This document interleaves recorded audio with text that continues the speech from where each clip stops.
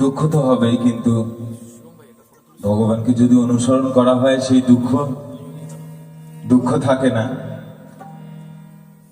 তা কন্ট্রোল করে চলতে হয়। এখন সবাই এসছে,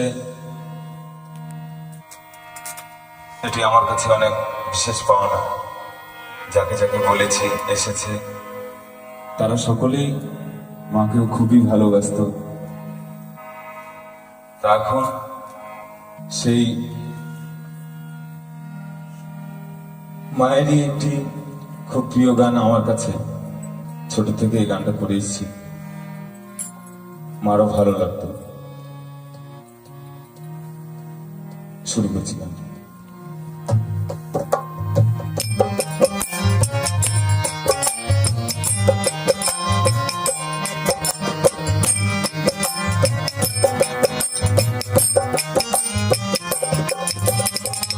জননী আমার তুমি, পৃথিবী আমার, জননী আমার তুমি, পৃথিবী